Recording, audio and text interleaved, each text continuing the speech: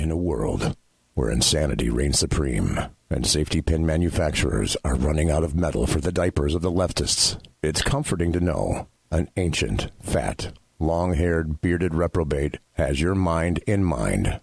Ladies and gentlemen, boys and girls, children of all ages, broadcasting behind enemy lines in occupied California, and despite every attempt by the SHR Media Network to revoke his shameless contract, we return to the bloviating Zeppelin's Berserk Bobcat Saloon. I have come here to chew bubblegum and kick ass, and I'm all out of bubblegum.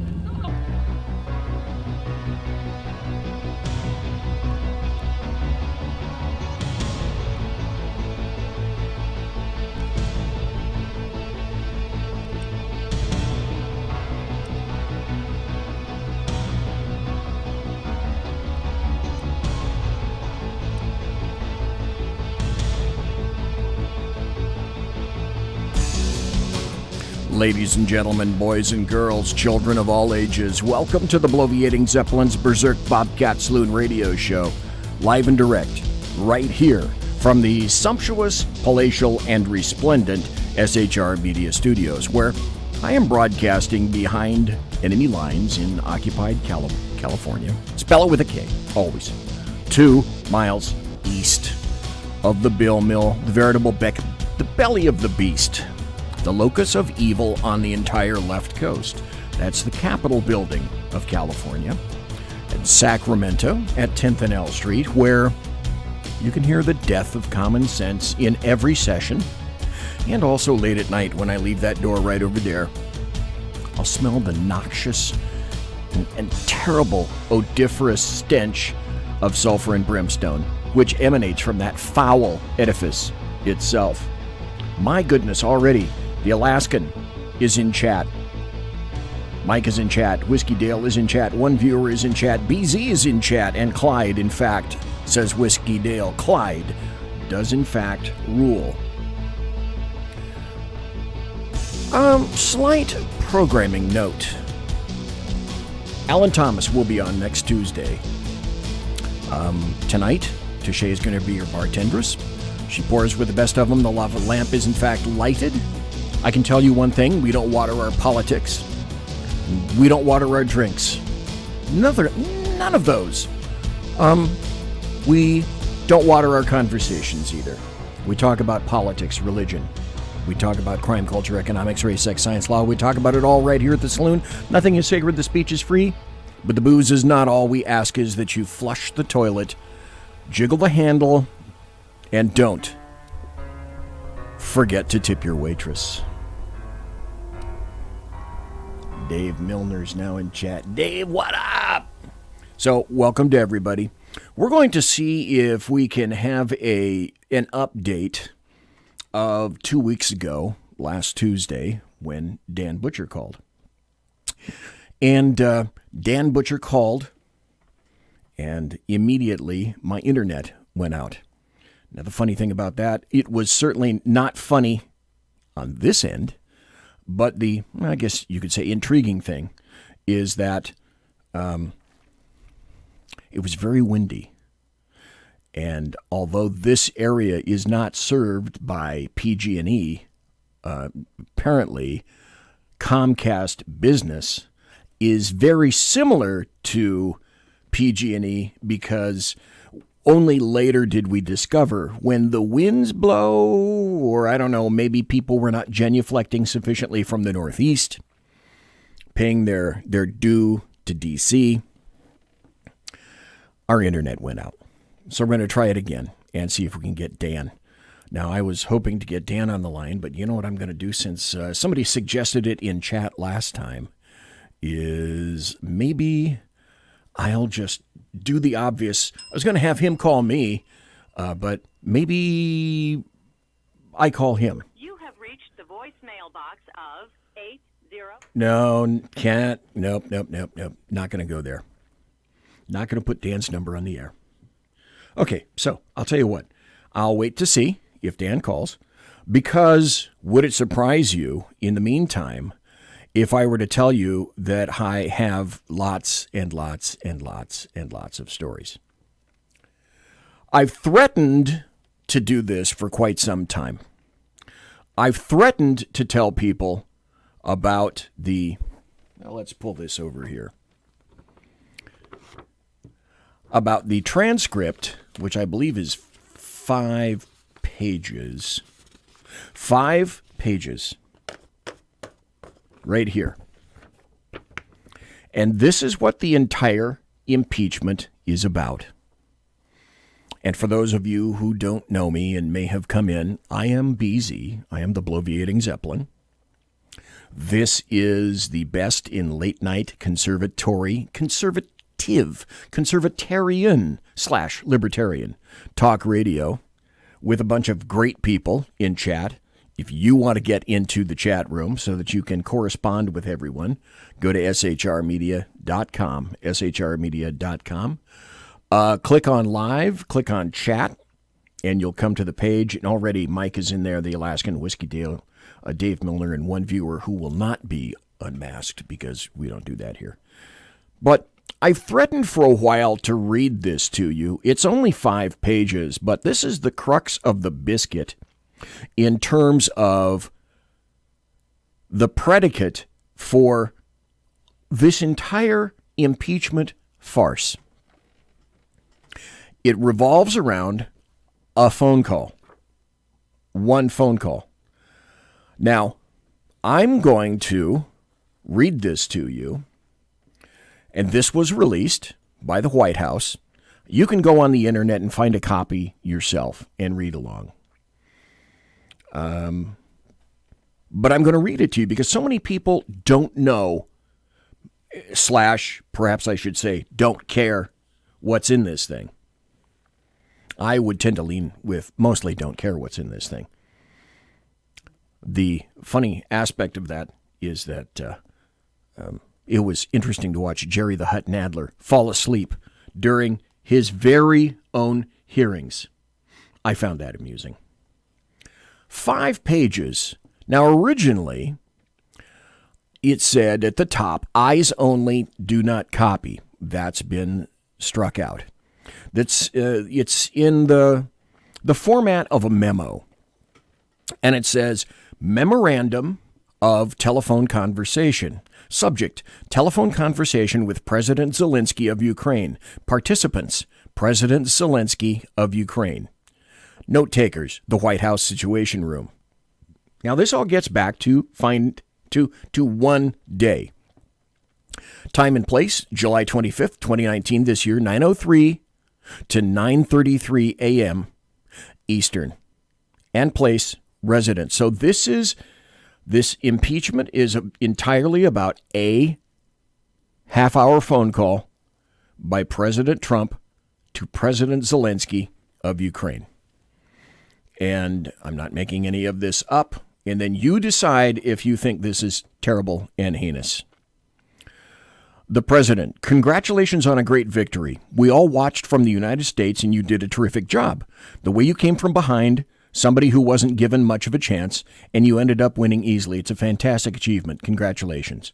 Zelensky, you're absolutely right, Mr. President. We did win big, and we worked hard for this. We worked a lot, and I would like to confess to you that I had an opportunity to learn from you. We used quite a few of your skills and knowledge, and were able to use it as an example for our elections. And yes, it is true that these were unique elections. We were in a unique situation that we were able to achieve a unique success. I'm able to tell you the following. The first time you called me and to congratulate me when I won my presidential election, and the second time you're now calling me when my party won the parliamentary election. I think I should run more often so you can call me more often and we can talk over the telephone more often. So clearly you can see the conspiracy is developing already. The president, laughing, that's a very good idea. I think your country is very happy about that. Zelensky, well, yes, to tell you the truth, we're trying to work hard because we wanted to drain the swamp here in our country. We brought in many new people, not the old politicians, not the typical politicians, because we want to have a new format and a new type of government. You're a great teacher for us, and in that, the president. Well, it's very nice of you to say that. I will say that we do a lot for the Ukraine. Excuse me, Ukraine, not the Ukraine. I got to get out of that habit. We spend a lot of effort and a lot of time, much more than the European countries are doing, and they should be helping you more than they are. Germany does almost nothing for you. All they do is talk, and I think it's something that you should really ask them about. When I was speaking to Angela Merkel, I should say, she talks Ukraine, but she doesn't do anything. A lot of the European countries are that same way, so I think it's something you want to look at. But the United States has been very, very good to Ukraine. I wouldn't say it's the reciprocal necessarily because things are happening that are not good, but the United States has been very, very good to Ukraine. President Zelensky, yes, you're absolutely right, but only 100%, but actually 1,000%. And I can tell you the following. I did talk to Angela Merkel, and I did meet with her. I also met and talked with Macron. Sorry, See, Zelensky has the same problem pronouncing that I do. And I told them that they were not doing quite as much as they needed to be doing on the issues with the sanctions. They're not enforcing the sanctions. They're not working as much as they should work for Ukraine. It turns out that even though logically the European Union should be our biggest partner, but technically the United States is a much bigger partner than the European Union, and I'm very grateful to you for that because the United States is doing quite a lot for Ukraine. Much more than the European Union, especially when we're talking about sanctions against the Russian Federation. Whoa. Stop. Ukraine is talking about sanctions against the Russian Federation? No, I haven't heard about that before in here. Have you? Zelensky continues. I would also like to thank you for your great support in the area of defense. We're ready to continue to cooperate for the next step. Specifically, we're almost ready to buy more javelins from the United States for defense purposes. The President. I would like you to do us a favor, though, because our country has been through a lot and Ukraine knows a lot about it. I would like you to find out what happened with this whole situation with Ukraine. They say CrowdStrike. I guess you have one of your wealthy people, the server. They say Ukraine has it. There are a lot of things that went on, the whole situation. I think you're surrounding yourself with some of the same people. So to me, this sounds like, welcome, Kaiser. Good to see you here. This sounds like Trump giving a heads up to Ukraine in terms of having corrupt people around. I could be wrong about that. I would like to have the Attorney General call you or your people, and I would like you to get to the bottom of it. As you saw yesterday, so what they're talking about is Ukraine corruption, because Ukraine historically is a very corrupt nation state. As you saw yesterday, the whole nonsense ended with a very poor performance by a man named Robert Mueller. An incompetent performance, but they say a lot of it started with Ukraine. Whatever you can do, it's very important that you do it if that's possible. Stop. Now ask yourself, as a logical thinking human being, not being a Democrat, a leftist, or an American media maggot, please identify the quid pro quo up to this point. I'll wait. So Zelensky replies, yes, it is very important for me and everything that you just mentioned earlier. For me, as a president, it is very important, and we are open for any future cooperation. We are ready to open a new page on cooperation in relations between the United States and Ukraine. For that purpose, I just recalled our ambassador from the United States, and he will be replaced by a very competent and a very experienced ambassador who will work hard on making sure that our two nations are getting closer. I would also like and hope to see him having your trust and your confidence and have personal relations with you so that we can cooperate even more so. I will personally tell you that one of my associates spoke with Mr. Giuliani just recently, and we're hoping very much that Mr. Giuliani will be able to travel to Ukraine, and we will meet once he comes to Ukraine. I just wanted to assure you, once again, that you have nobody but friends around us. And I will make sure that I surround myself with the best and most experienced people. Parenthesis, as an edit for BZ. Yeah, because most of the people surrounding you in the past have certainly been very corrupt. I also wanted to tell you that we are friends. We are great friends, and you, Mr. President, have friends in this country, so we can continue our strategic partnership. I also plan to surround myself with great people, and in addition to that investigation, I guarantee as the President of Ukraine that all the investigations will be done openly and candidly. That I can assure you. Now, stop.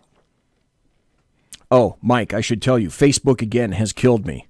So there is no Facebook feed. If you want to see the video, you'll have to go to YouTube. 0 on Facebook. Facebook is not liking me. It is not cooperating. Thanks for asking that, Mike. So if you want to see the video, go to YouTube. Go to the SHR Media YouTube channel, and you can look there. Or you can just listen on Spreaker and or shrmedia.com. So Facebook not liking me very much. That's these days. That was Zelensky. Now, the president, Trump, responds, good, because I heard that you had a prosecutor who was very good, and he was shut down, and that's really unfair. Now stop. That's a reference to the audio with Joe Biden, where Joe Biden, on video, made definitely a quid pro quo agreement that he would withhold cash if Ukraine didn't remove the prosecutor who was examining the son of Joe Biden, one Hunter Biden. A lot of people are talking about that, Trump said. The way they shut your very good prosecutor down, and you had some very bad people involved. Mr. Giuliani is a highly respected man. He was the mayor of New York City, a great mayor, and I would like him to call you.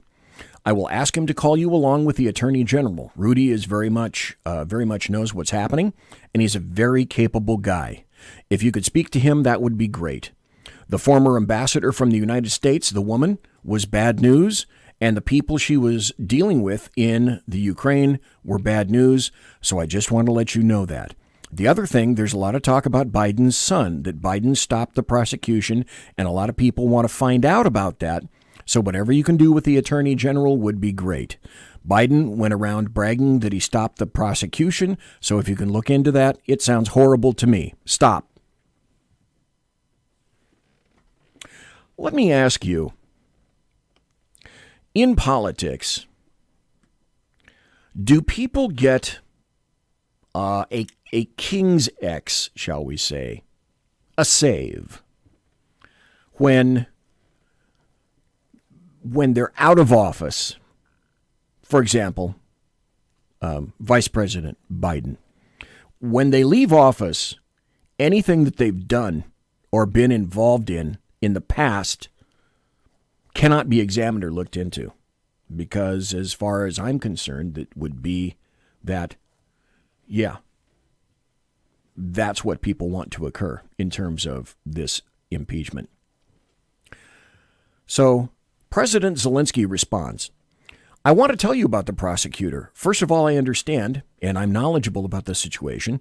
Since we've won the absolute majority in our parliament, the next prosecutor general will be 100% my person, my candidate, who will be approved by the parliament and will start as a new prosecutor in September. He or she will look into the situation specifically to the company that you mentioned in this issue. The issue of the investigation of the case is actually the issue of making sure to restore the honesty. So we will take care of that, and will work on the investigation of the case. So this is a continuing conversation from two world leaders. At stake here, according to the Democrats, is funding to Ukraine. So if you're a president, a sitting president, and before you ship U.S. tax dollars to a given country, wouldn't you like to do something to assure yourself and the other American taxpayers involved that their money, my money, your money, is going to a regime or a country that isn't rife with corruption? That's what I would like to make sure. And Zelensky says he wants to restore the honesty so that we can take care of that, work on the investigation. I would kindly ask you that if you have any additional information that you can provide to us, that is Zelensky asking Trump It would be very helpful for the investigation to make sure we administer justice in our country with regard to the ambassador to the United States from Ukraine.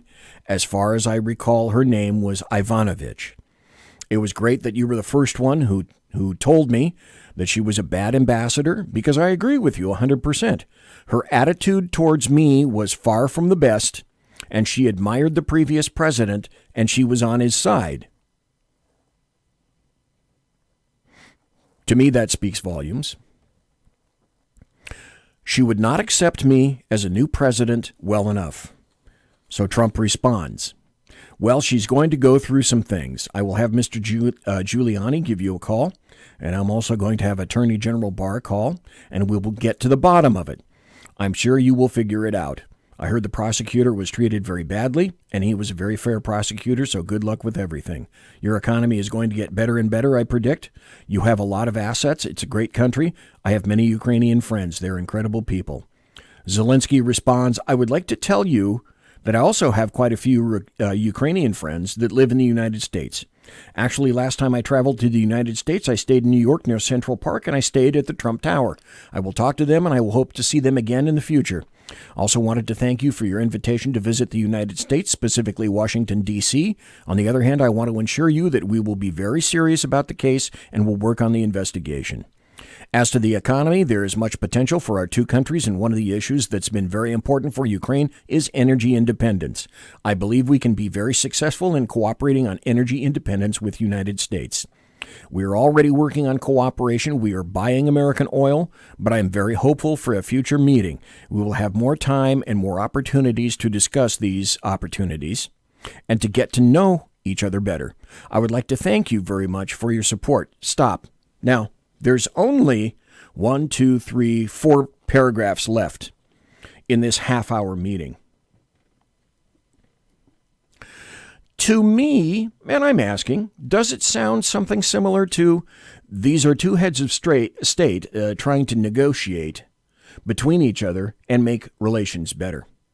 And also, doesn't it sound to you as though President Trump is trying to negotiate with, represent the United States, and if we can get another customer in terms of oil, well, shouldn't that be the president's job to pump the United States of America? I would say so. I mean, I could be wrong. So the president responds, good. Well, thank you very much, and I appreciate that. I will tell Rudy and Attorney General Barr to call. Thank you. Whenever you could like to come to the White House, feel free to call. Give us a date and we'll work that out. I look forward to seeing you. Zelensky, thank you very much. I would be very happy to come. We'd be happy to meet with you personally and get to know you better. I'm looking forward to our meeting, and I would also like to invite you to visit Ukraine and come to the city of Kiev, which is a beautiful city. We also have a beautiful country that would welcome you. On the other hand, I believe that on September 1st, we will be in Poland, and we can meet in Poland, hopefully. After that, it might be a very good idea for you to travel to Ukraine. We can either take my plane and go to Ukraine, or we can take your plane, which is probably much better than mine.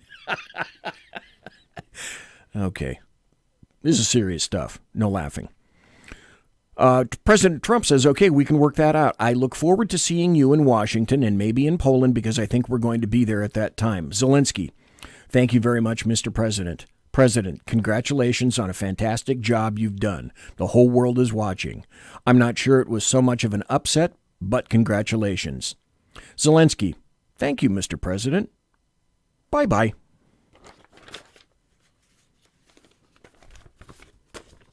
You can get this from the internet. You can download this anywhere. I found it. I read it. There it is.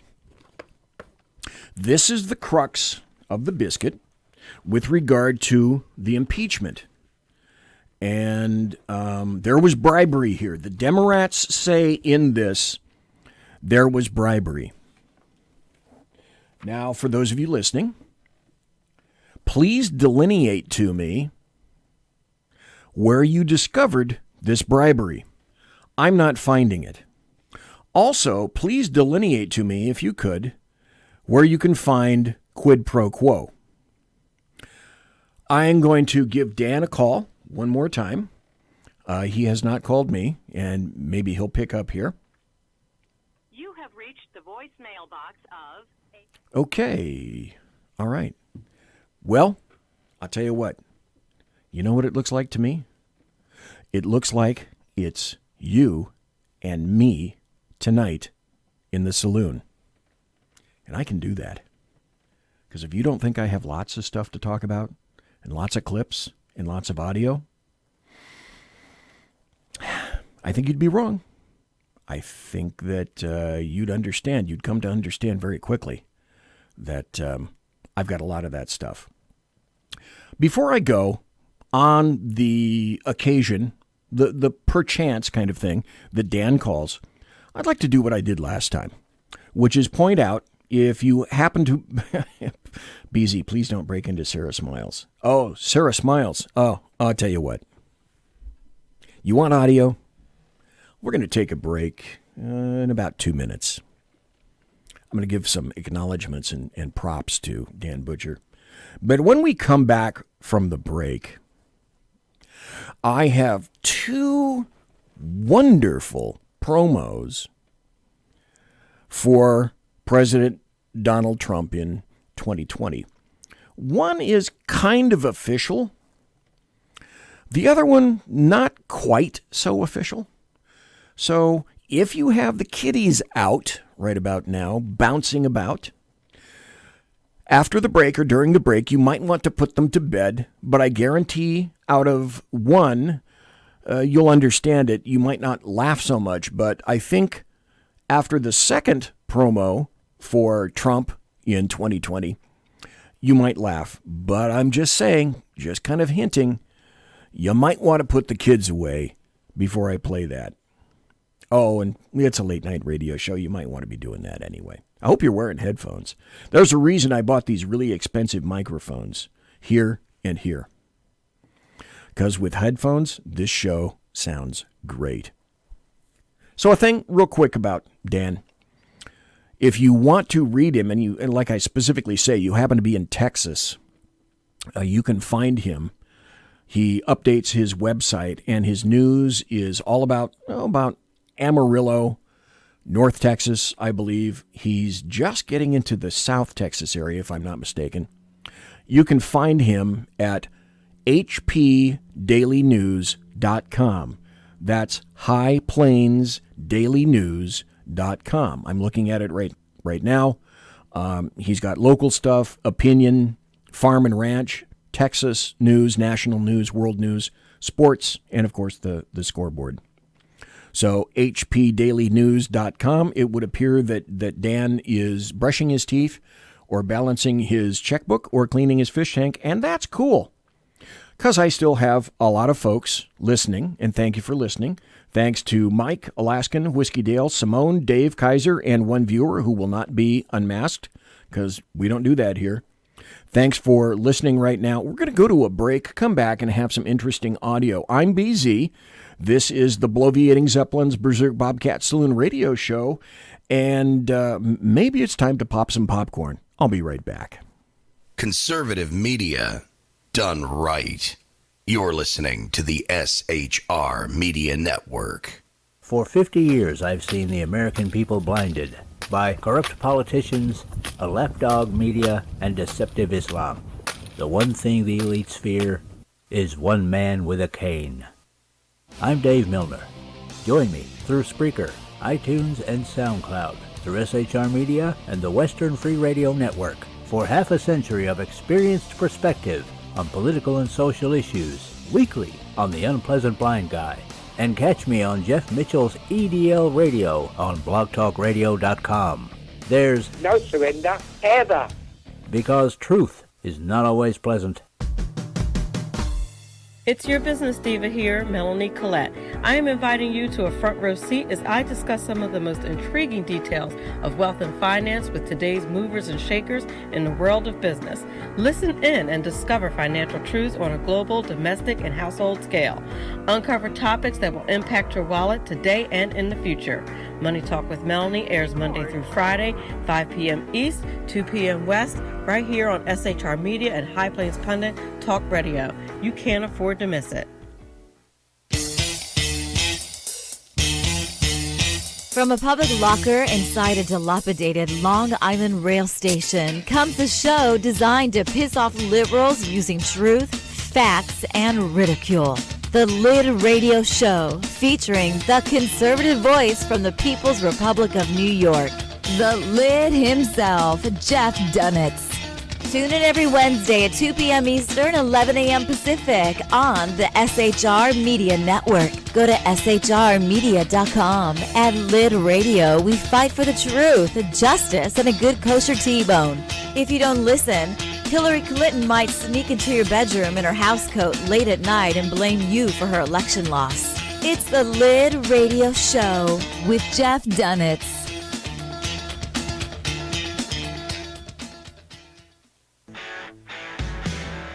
Hey girls, Carry Girl Gear is here. More and more women every day are concealed carrying, participating in competitive shooting, and getting firearms training. It's not a boys club anymore, and we don't have to shop in their stores anymore either. Finally, a cool and unique clothing line just for women. Dope tees and hats for the patriotic concealed carry and 2A girl. So what are you waiting for? Go check out carrygirlgear.com today. Broadcasting behind enemy lines in occupied California, a mere 2 miles from the state capital, the bloviating Zeppelin's Berserk Bobcat Saloon radio show can be heard every Tuesday and Thursday night at 8 p.m. Pacific and 11 p.m. Eastern, only on the SHR Media Network. Go to shrmedia.com to listen. You can also watch on the SHR Media Facebook page and the SHR Media YouTube channel. No goldfish were abused in the making of this ad.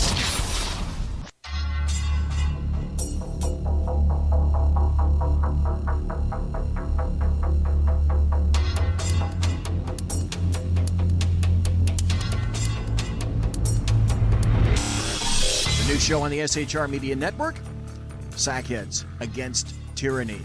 On shrmedia.com. Go there quick like a bunny, 11 p.m. Eastern, 8 p.m. Pacific, every Wednesday. Live and direct on the SHR Media Network.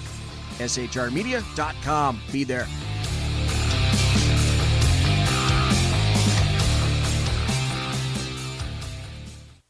Hey, this is Michael Wright. And I'm Shannon Wright.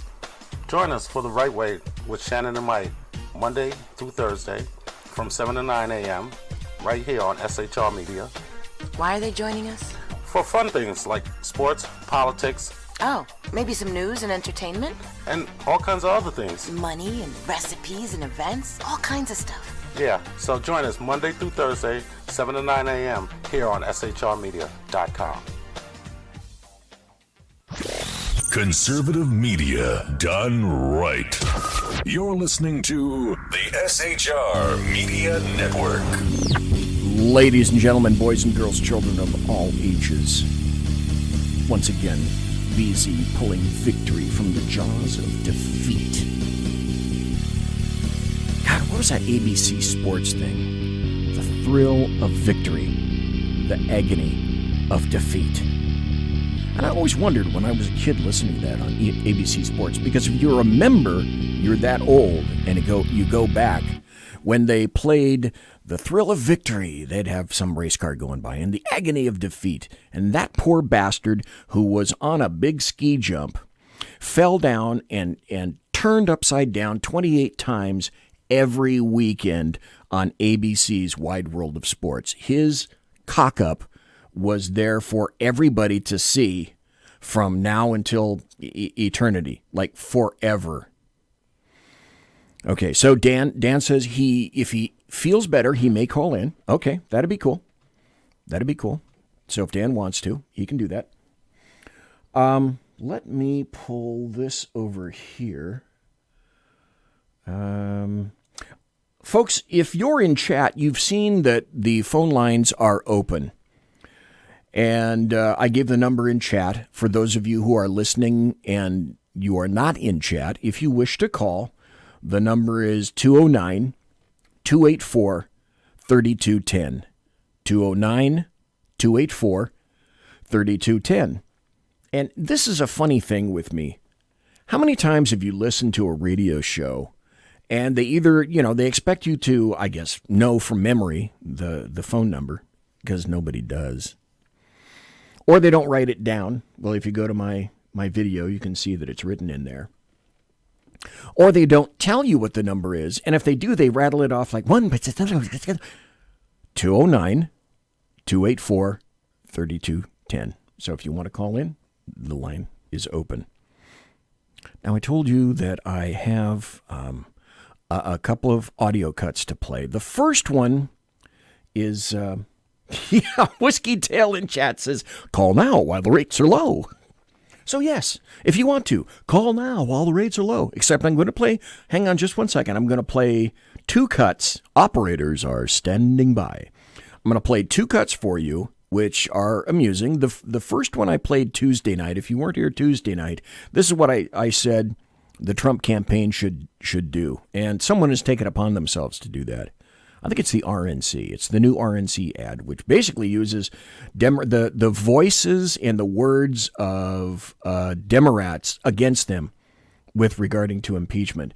Dave Milner says, are you giving away the Foreigner tickets? The 75th caller will get the Foreigner tickets to Planet Hollywood in Las Vegas in December 29th.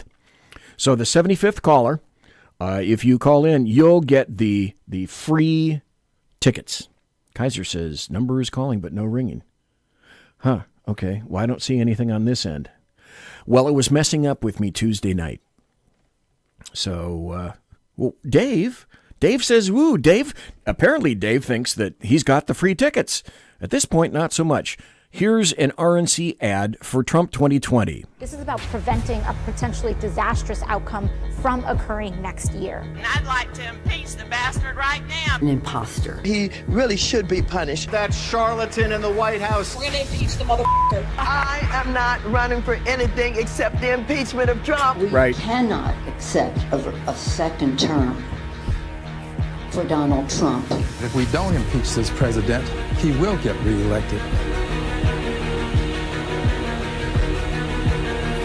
This is about preventing. You want to throw a little, by the way, you want to throw a little largesse towards President Trump? Go to stopthemadness.com. Stopthemadness.com. Dave says, yeah, it's messing up for me as well. I don't see anybody calling in on my end over here. I have, until my cell gets done, I have a throwaway. So I tell you what, I'm going to give you my throwaway. And I'm going to put it in chat, and I think I should be able to get through with this. You can give me a call at 916-606-2494. 916-606-2494. It's not wired in the same way that X-Lite is. So if you call through that way, it'll go through Bluetooth on the board, because that's how I was going to pick up Dan. It can only take one call at a time. So if you want to call, you can go ahead and do that, 916-606-2494. But in the meanwhile, back at the ranch, this is another promo for President Trump. Okay, odds are you're one of the people in America who's better off today than 3 years ago. And now you've got some smug Democrat calling you racist and trying to jam one hand in your ass and another in your pocket. So at a time when taxes are down, jobs are up, and the economy is way up, it'd be nice if there were a candidate who had more to offer than making you pay for other people's shit. Well, the eagle has landed. Say hello to President Donald J. Trump. He ain't just making America great again. Trump's doing things no president has ever done before.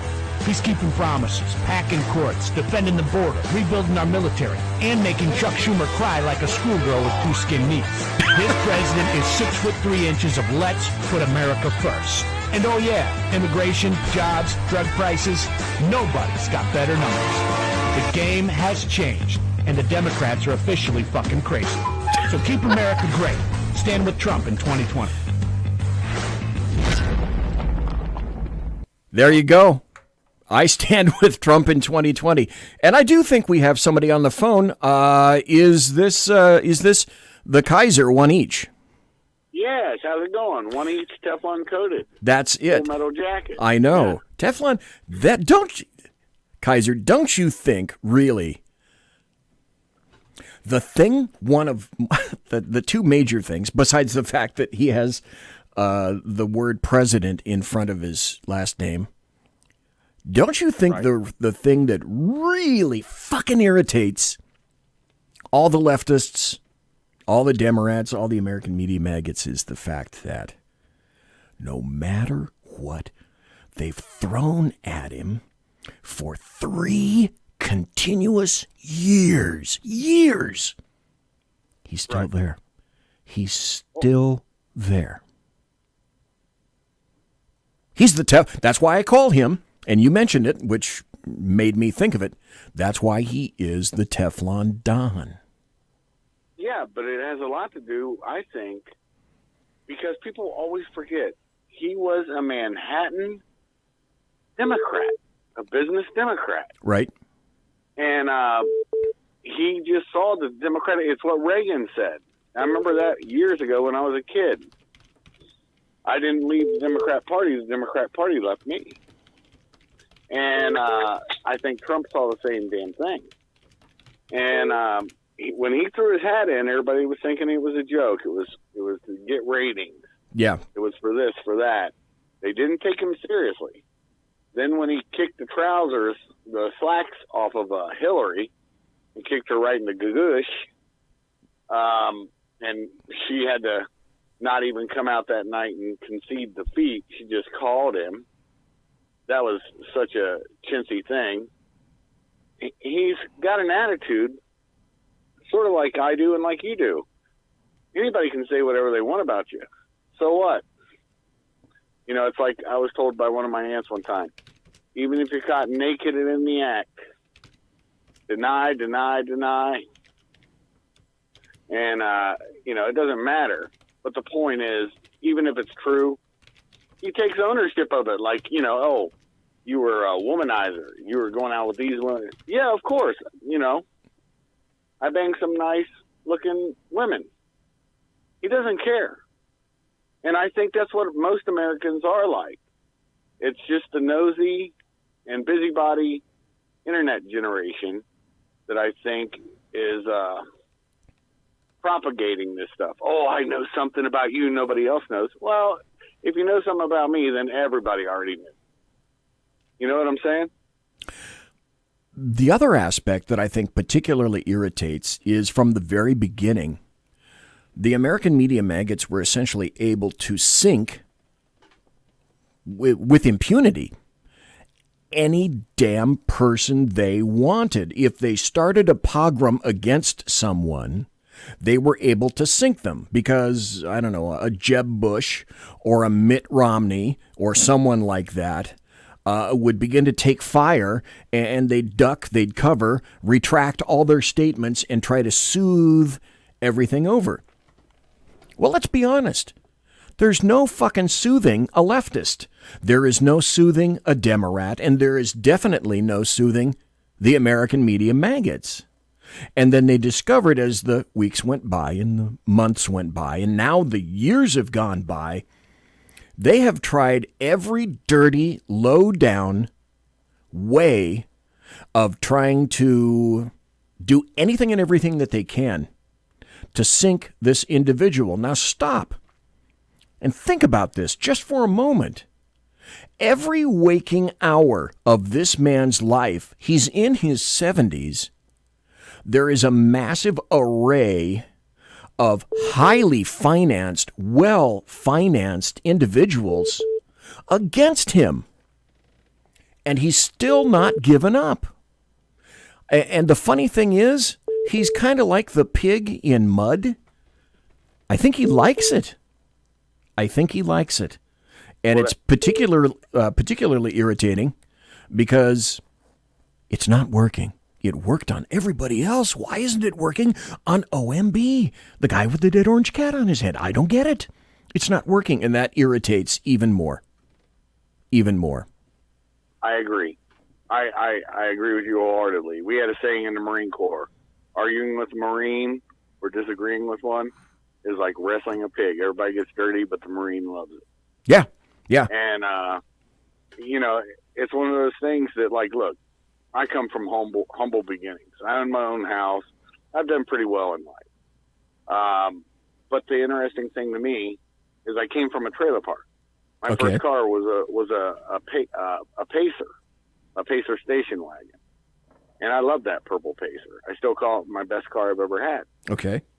And I think he remembers today, because I believe he was the oldest of the brothers, his brother who passed away from, his addiction. Right. I think he was actually older than him, if memory serves. I could be wrong. So please fact check me on that. But the point is, he remembers when his father first started it out with nothing. And he built something. It takes time. That's the problem with this generation now. And it's not all of them, because I've met some good millennials. When people talk crap about them, I'm like, look, there are exceptions out there. There are exceptions. Yes, there are. Yep. And, but here's the other interesting point, and I'd like your input on this and one other thing in just a moment, and then other people want to call in.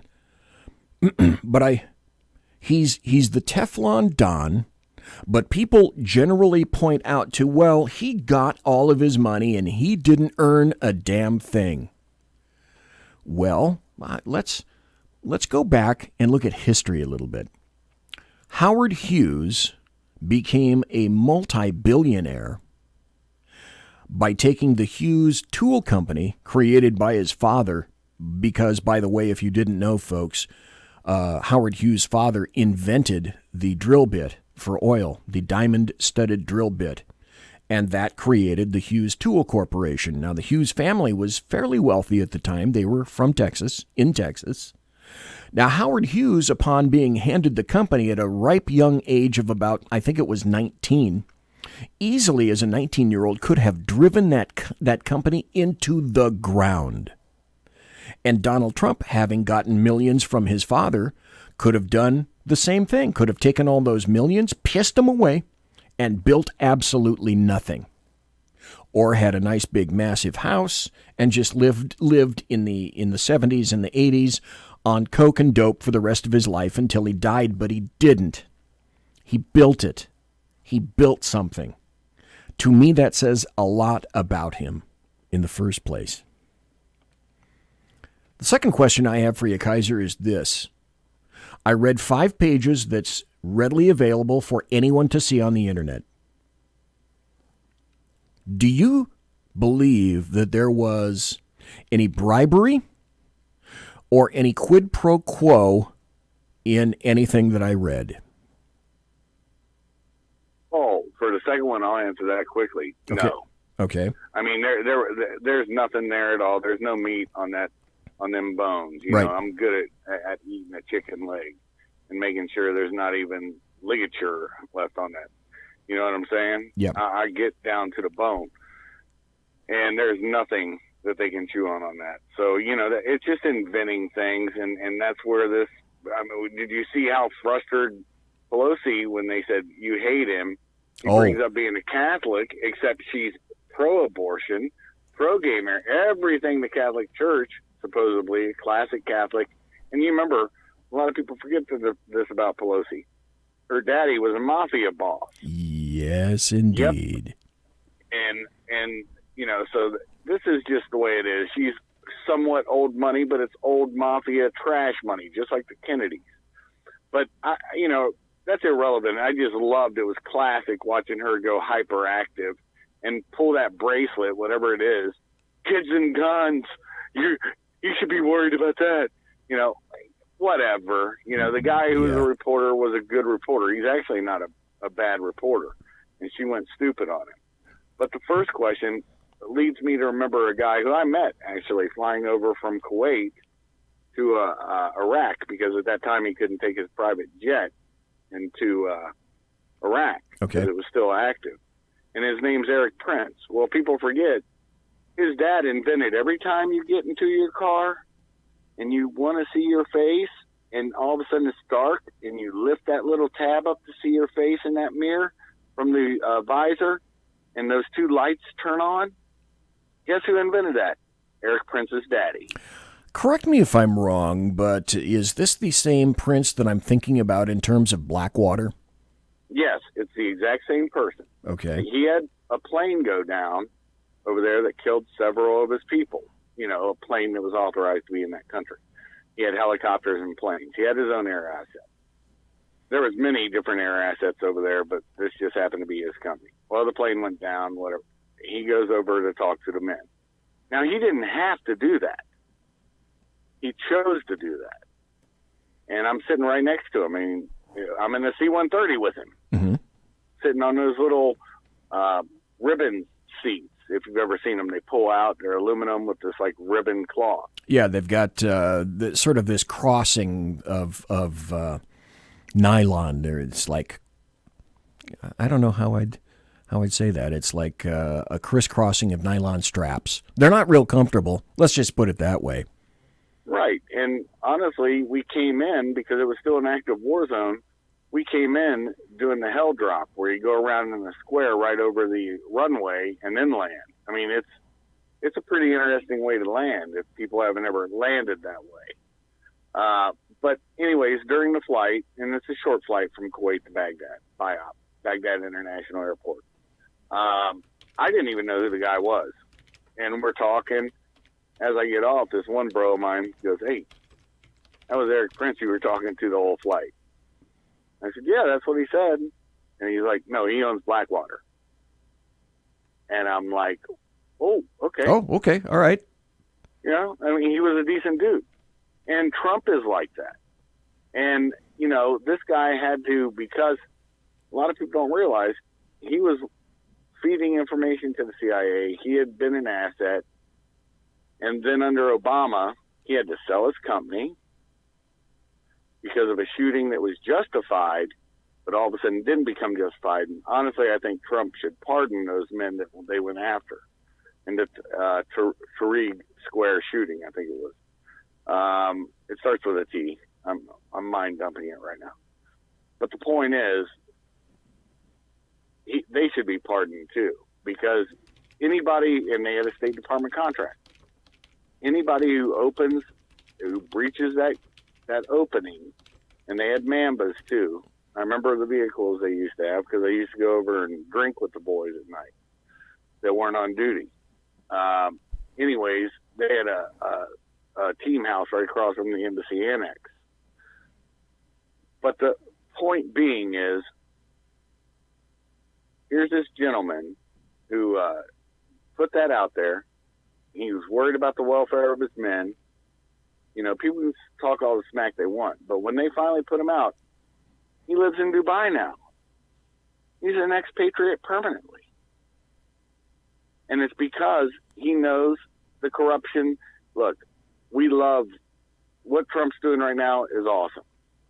But we also realize that in another 4 years, because this impeachment's not anything to him, he's still going to get reelected. Another 4 years, we could get another Obama. And if you do the job that, you know, I do and other people do, you realize you're ass out. And professional soldiers, Marines, airmen, and, you know, Navy people and Coast Guardies, Coasties, we realize that that's the fact. You're expendable. And the funniest thing is we're all finding jobs away from theaters and not even working for the U.S. government anymore. We all decided it's done. Because the U.S., you're guaranteed to get paid, but you're also guaranteed that if an administration comes in and doesn't like what you did, you're guaranteed to get fucked, BZ. I hate to say that, but that's just the facts. Listen, it's true there, and it's true in any business. It's true in government. It's about it's almost all about who you know and when you know. Yeah. And I'm sorry, that's the reality. Reality came and slapped me upside of my face in my job any number of times. And I could have gone boo-hoo-hoo and cried all the way home, but that wasn't an option. Not when you got a mortgage, not when you got a wife, not when you got bills. That shit didn't fly.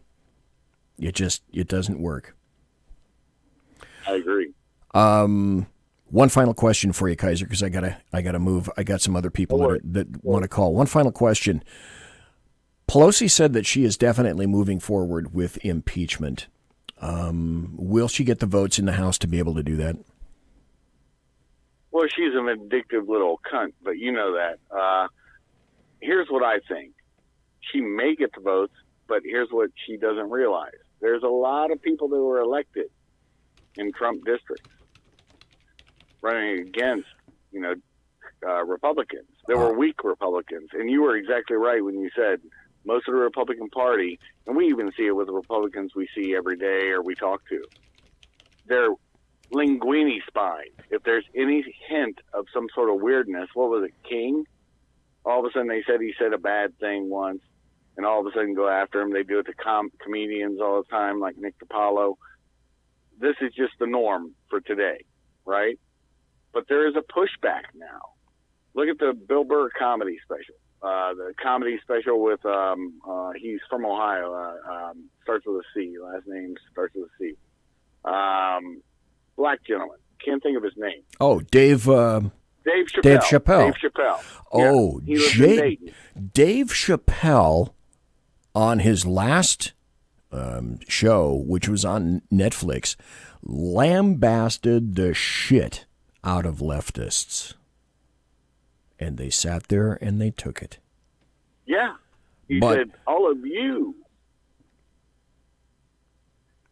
Anyways, just to wrap up, I guess, I agree with you, BZ. There's a pushback, but the Republican Party now is very strong and steadfast. Democrats have been waffling. I know of 3 different Democrats that are really waffling. We're going to talk about that in the break coming back. There are specifically 31 of them that I'm going to identify when we come back from the break. So, folks, if you want to call in, thanks, Kaiser. Appreciate it, sir. Folks, if you want to call in, the number is 916-606-2494. That's my throwaway for a while. 916-606-2494. After the break, give me a call. Before the break, I want to play this. This is in memory of all the failed Democrat presidential candidates up to this point. Put over 1,500 people in jail for marijuana violations and then laughed about it when she was asked if she ever smoked marijuana. Beto. So proud of you guys. Beto. Skateboarding around.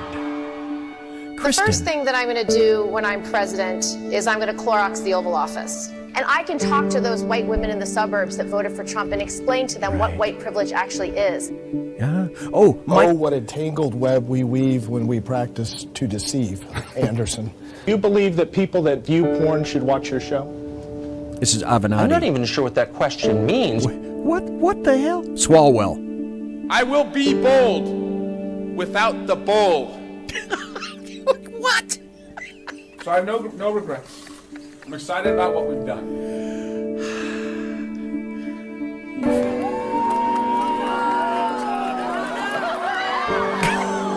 I've contributed all I can to this primary election. Oh, de Blasio. And it's clearly not my time, so I'm going to end my presidential campaign. Socialism is not the answer. Hickenlooper. I was reelected. Socialism isn't the answer. I was reelected he gets booze. In 2014. It is considered pretty unconventional. You Mike just mentioned you have these Gravel. 2 teenagers leading the charge. There are viral memes about you. Who? You guys don't want to talk, and you oppose your person you're Rich representing. Don't want to Ojeda. talk. I'll debate her in a Wendy's parking lot right now. Joe Sestak. To gain momentum on lack of media coverage. He wrote in part, "Thank you for this priceless opportunity as I end our campaign together." Today, I want Seth to use this opportunity Moulton. with all of you here to announce that I am ending my campaign for president. No. Jay It's become Inslee. clear that I'm not going to be carrying the ball. I'm not going to be the president, so I'm withdrawing tonight from the race. I'm announcing today Tim that I'm Ryan. withdrawing from the presidential campaign. The Democratic pool for 2020 has grown smaller. Oh, no. How sad. And by the way, if you weren't mentioned in that it's probably because, unlike another Democrat that I know, for whatever reason, you didn't happen to drop a groundhog. Conservative media done right. You're listening to the SHR Media Network. From a public locker inside a dilapidated Long Island rail station comes a show designed to piss off liberals using truth, facts, and ridicule. The Lid Radio Show, featuring the conservative voice from the People's Republic of New York, the Lid himself, Jeff Dunitz. Tune in every Wednesday at 2 p.m. Eastern, 11 a.m. Pacific on the SHR Media Network. Go to shrmedia.com. At Lid Radio, we fight for the truth, justice, and a good kosher T-bone. If you don't listen, Hillary Clinton might sneak into your bedroom in her housecoat late at night and blame you for her election loss. It's the Lid Radio Show with Jeff Dunitz. For 50 years, I've seen the American people blinded by corrupt politicians, a lapdog media, and deceptive Islam. The one thing the elites fear is one man with a cane. I'm Dave Milner. Join me through Spreaker, iTunes, and SoundCloud, through SHR Media and the Western Free Radio Network, for half a century of experienced perspective on political and social issues, weekly on The Unpleasant Blind Guy. And catch me on Jeff Mitchell's EDL Radio on blogtalkradio.com. There's no surrender, ever. Because truth is not always pleasant. This is Shannon Wright of The Right Way with Shannon and Mike in the AM. Mike's not here, so I gotta talk fast. You gotta join us. Fall season. Getting ready to start up with a whole bunch of new stuff. News and food and politics and sports and entertainment and a whole bunch of stuff. But wait, Mike's coming. I gotta go. Remember, Shannon and Mike in the AM on SHR Media, Monday through Thursday, 7 to 9 a.m. Make sure you tune in. Featuring right thinking from a left brain and doing the job the American maggots won't. BZ is fundamentally changing America one diaper at a time. Just when safety pin manufacturers are running out of metal for the diapers of the leftists, where the speech is free, but the drinks are not. The bloviating Zeppelin's Berserk Bobcat Saloon can be heard every Tuesday and Thursday night, commencing at 11 p.m. Eastern and 8 p.m. Pacific, where pushback is a requisite art form in and of itself. Let your ossicles be truly liberated when you listen to the bloviating Zeppelin's Berserk Bobcat Saloon, only on SHR Media Network. No ferrets were harmed in the making of this ad. Join me, Jack Alexander, for the Jack Alexander Experiment podcast, as I take a unique outsider's look at the issues affecting the USA. I fearlessly take on the issues that everyone else is too scared to touch. The Jack Alexander Experiment podcast is available wherever good podcasts can be found, like Spreaker, iHeartRadio, and Google Podcast.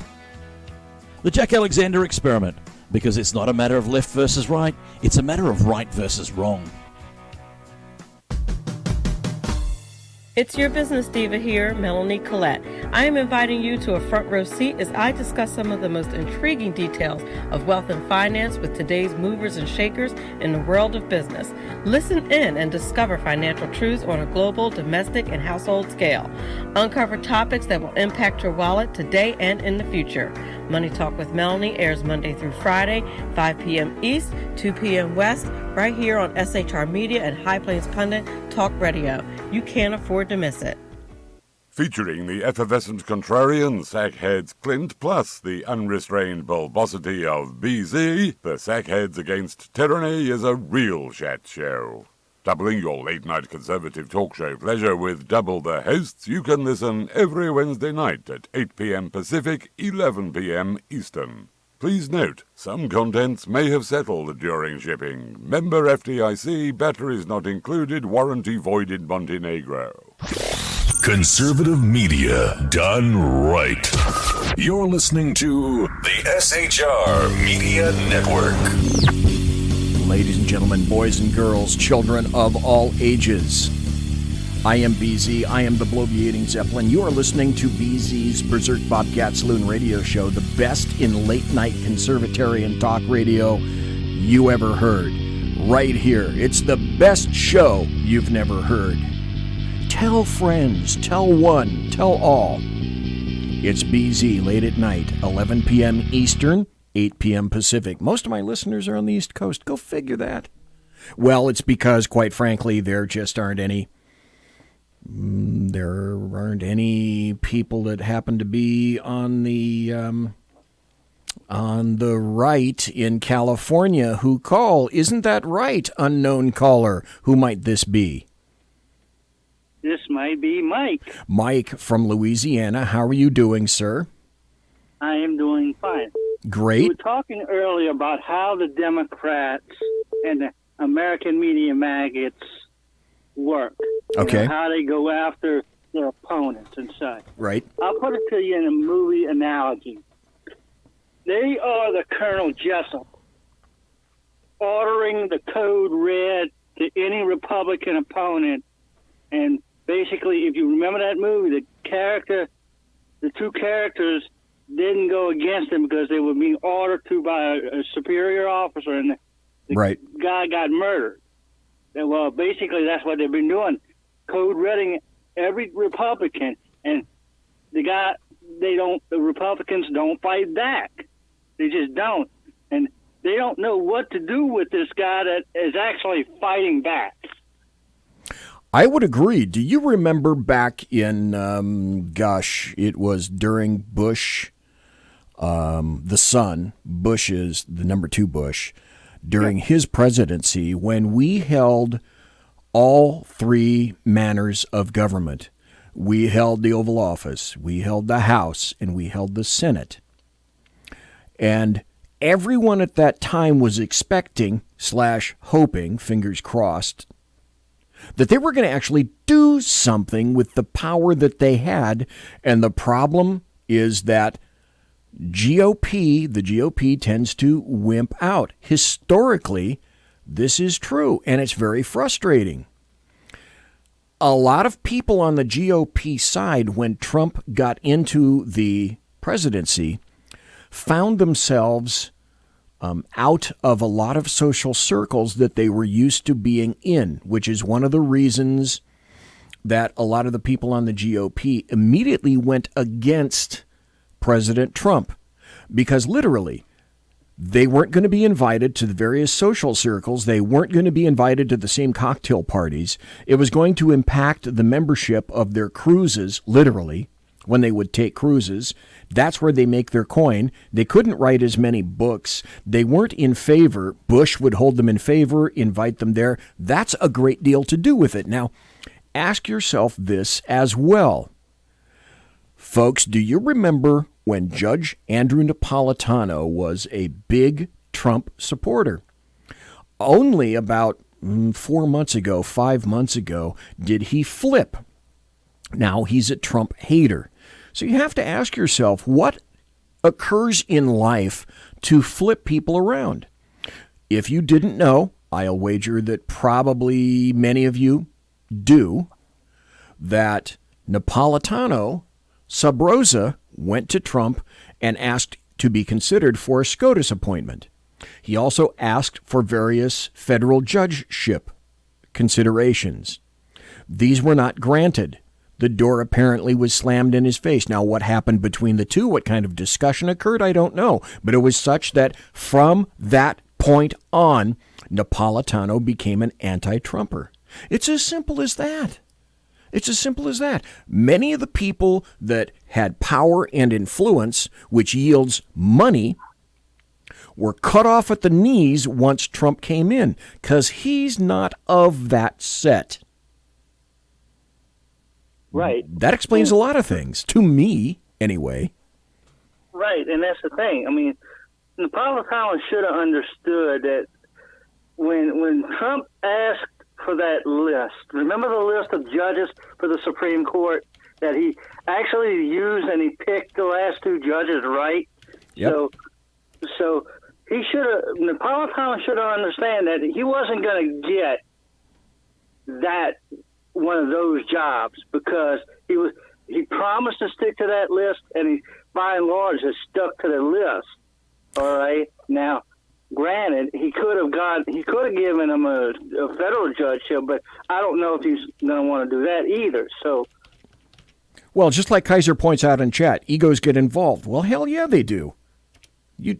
I still think that President Trump, is going to go down his list, continue to go down his list. And if he here's the other reason that they can't afford and must do anything and everything to make sure that he does not make a second term, which is why it's balls out now to do anything that they can to stab or slit Trump's throat, metaphorically speaking. If he gets a second term, he'll also get to a point, my guess would be, a minimum of 1 and perhaps 2 SCOTUS nominees again. I'm guessing that his next nominee very well might be Amy Coney Barrett. That's the one that Dianne Feinstein said the dogma lives large within you, meaning that she was too religious for anyone on the left to support because she had faith. Damn Amy Coney Barrett for having faith. And yet Pelosi wants to get up and proselytize in front of us, you evil bitch. This is what leftists, Democrats will do anything to get Trump out. He's not one of them. And right. It's no more, it is no, sometimes things, now there are many shades of gray in a lot of things, but sometimes things are brain-glazingly simple. That's one of the things that's brain-glazingly simple. Right. November 9th came around and they still can't believe that he won on November 9th. They're still back on that day. Right, and the thing with the judges is this: you got 2 up. Now I'm not sure about the Republican judges, like Thomas and stuff that may or may not retire, but you got 2 for sure liberal or liberal-ish judges in Breyer and of course Bader Ginsburg. That Bader, we know how old Bader Ginsburg is, and Breyer is not far behind, being like 81, 82, 83, something like that. So he's not long for the bench either. So he's definitely going to possibly have 2 more chances at this, at appointing a judge. Kagan is left. John Roberts, man, I don't know if you can really count on him. People say that, oh gosh, we feel that Kavanaugh, anybody that we install, we're expecting that they're going to vote this way in perpetuity. Well, no, that's wrong. That does not happen. But yeah, we do have to consider. Let's see. Like you say, what do we got? We got Breyer. We got Stephen Breyer getting a little long in the tooth. Clarence Thomas is starting to get a little long in the tooth. John Roberts is going to be around for a while. Ruth Bader Ginsburg, she's a cipher. Who knows? Samuel Alito, he can go back and forth. Neil Gorsuch, I think he's kind of his own dude. Sonia Sotomayor, I think you can rely on the fact that she's going to lean left. And I would say definitely Elena Kagan is going to lean left. And Kavanaugh, it's a little early to try to determine what the heck he's about. But I think of the people not far from going, you're going to have a Breyer, you're going to have a Thomas, and you're probably going to have RBG pretty soon. Yeah. But that scares the pants off of leftists. What do we do if Trump gets 2 more nominations? And worse, he holds... Well, let me ask you this. One more question before I go, because somebody else is trying to call in. Let me ask you this. Do you think, Mike, that we're going to keep the House and we're going to keep the Senate? I think because of the fact that what you said earlier about the 30-plus seats that were in Trump districts that don't want to vote on this. They don't want to vote on it because if they vote on it, they're going to have to vote with the party. They're going to be forced to vote with the party, and they're going to lose those seats. And the House is going to flip. And we're going to keep the Senate. So I'm saying the House is going to flip. The Senate's going to be kept and possibly be added to maybe 1 or 2 seats, maybe. I don't know, and of course I think the president's going to win. But yeah, I think that's what's going to happen.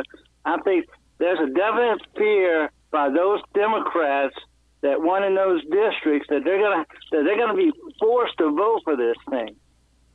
Okay, I'm with you. I think, consider this, those people in the 31 districts, and I'm going to name them in just a moment.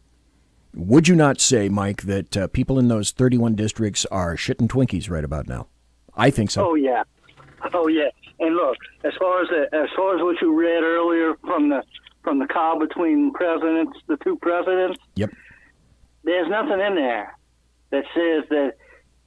I'll put it to you. I said it last week, I believe, in your chat room. It's not a quid pro quo. It's a quid pro Joe. That's the only one there is. I agree. Thanks, Mike. Appreciate it. Thank you for your call. Phone is open if you're interested. 916. This is my pitching, my throwaway cell phone. So you may as well not keep the number, unless you keep the cell phone. Who knows? 916-606-2494. 916-606-2494. That number in Bolivia is 916-606-2494, and spell out Bolivia, Bolivia, before you dial the number 916-606-2494. Hey, look. Here comes somebody. It's a private number, so I don't know who you are. Identify yourself. Unknown caller, pretty please, with sugar on top. BZ, it is I, Dave Milner, the unpleasant blind guy. How are you this evening? Number one, great. Number two, I object. You are blind. I know that for a fact. You are legally blind. I know that. Unpleasant, I disagree with that, and I'll be filing the grievance shortly. So go ahead, Dave. Well, I feel blessed tonight, partly because I resolved a ground loop problem, which, as you know, is a terrible thing to have. Wait. A what problem? A ground loop problem. Yeah. You landed your plane. You landed your plane, jammed on the brakes, and it turned upside down. I got you. Mm-hmm. Yeah, exactly. Now, I have to say a few things. I miss Joe Sestak, if for no other reason than because I can call him Joe Sleestack. And the reason I wanted to talk about him for a second is because there are a lot of younger people who don't know what the hell I'm talking about when I say Joe Sleestack. Kids, you go on YouTube and look for the old 70s TV show. It was a Saturday morning live kids show called Land of the Lost, and it had these. Actually, thinking about it in today's context, it's kind of funny. It had lizard men in it, called Sleestacks. Wow! I kept wanting Joe Sestak to come out on stage, and do what the Sleestack did. Just hold his arms straight out and go towards the audience and go. They always made this weird sort of hissing noise, but he never did. It was kind of fun though, and I don't know half these losers, honestly. I'm probably going to forget them 5 minutes, but 5 minutes after. But I have to say that I did love the way that Kamala Harris was taken down. There were gasps in the audience when she was taken down at that debate. I don't know if you heard them, but I did. Yeah, just total gasps.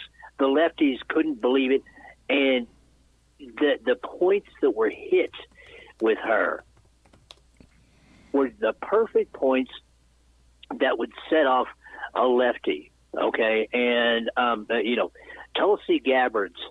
Quite honestly, with my vast political experience, is honestly the only person on the left, barring cheating and things of that nature and all the other crap that they're going to do to try and get elected that could possibly give President Trump any real competition. Okay, that's just my opinion. And I don't know how you feel about it, but the other thing, comedy. Okay, now you were saying that. Okay, who was the black comic that Dave Chappelle? Yes, Dave was Chappelle. That him that you were talking about? Yeah. Right. Okay. These people, and this is another old person reference. Okay, these people are the new Lenny Bruce. All right. Again, if you young people, I'm sure there's some old Lenny Bruce videos and things. Some of his old films, maybe out on YouTube somewhere. He was a comedian in the '60s, and he went after morality. The latest thing today is to use satire against the left. Now, a couple of shows ago, you asked who Soph was, S-O-P-H. You can find her stuff on Free Speech TV. You can get little trailers of hers on BitChute and places like that. This kid is probably 15 years old now. Okay, she's the anti-Greta. She's an entertainer. The one thing that she truly and absolutely believes in is free speech. And she eviscerates the left.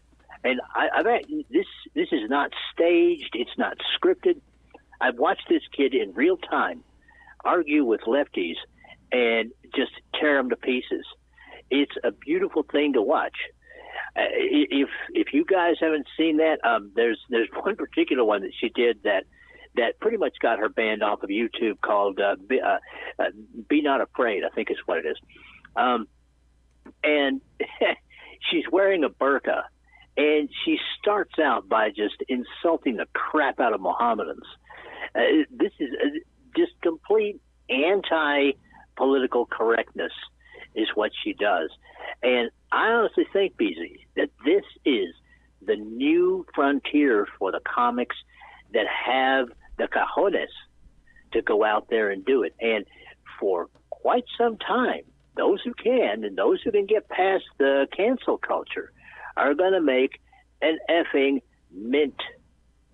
Okay, it's funny you should mention that while you were talking, I did two things. I pulled up an audio cut where Tulsi Gabbard takes the machete and plunges it deep into Kamala Harris. And then I also found Soph.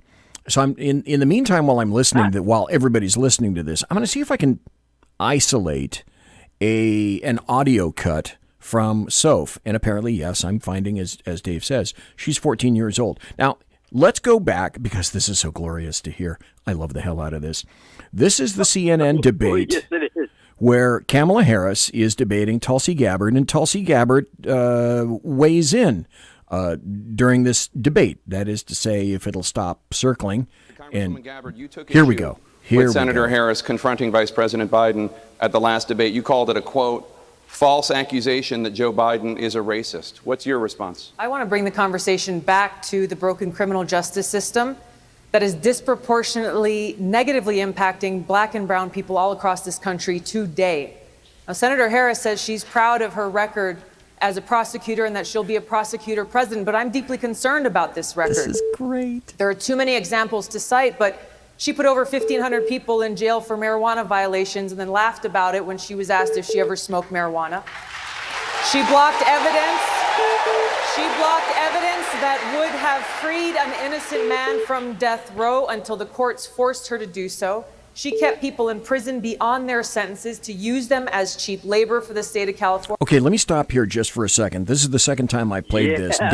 Dave is on the line right now. So Dave, and people that are listening, whether you're listening live, whether you're listening in podcast, whether you're an American trucker listening to me right now because you make America, you transport, you move America. Thanks for listening to the show. But I have to ask you this. In all previous debates that you have heard, when someone makes a caustic statement like this or something that could be interpreted as a seriously caustic statement, hasn't the person that's been accused tried to interrupt with great vigor and say something similar to, that's not true, that didn't happen? You don't hear a thing about that here, so let's continue. And she fought to keep cash bail Congresswoman. system in place that impacts poor people in the worst kind of way. This ain't over. Thank you, Congresswoman. Senator Harris, your response. As the elected Attorney General of California, I did the work of significantly reforming the criminal justice system of a state of 40 million people, Right. which became a national model for the work that needs to be done. And I am proud of that work. And I am proud of making a decision to not just give fancy speeches or be in a legislative body and give speeches on the floor, but actually doing the work of being in the position to use the power that I had to reform a system that is badly in need of reform. The bottom line is, Senator Harris, when you were in a position to make a difference and an impact in these people's lives, you did not. And worse yet, in the case of those who were on death row. Ow. Owie. You know. Let me translate that real quick. Yeah. Let me translate that real quick, BZ. Yeah. You just tore my heart out and took a big bite out of it in front of me, like in a kung fu movie. Okay, that's what that was. Well, anybody can make a fancy speech that makes me look like an ass. Yeah, she did. It was beautiful, man. It was beautiful. Okay, I'm going to play some of this. I've got so much stuff to go over, but the cool thing about doing your own show is I can do whatever the hell I want when I want to. Now, I've maybe heard about Soph on the periphery, but here's a video that for whatever reason still happens to be up on YouTube.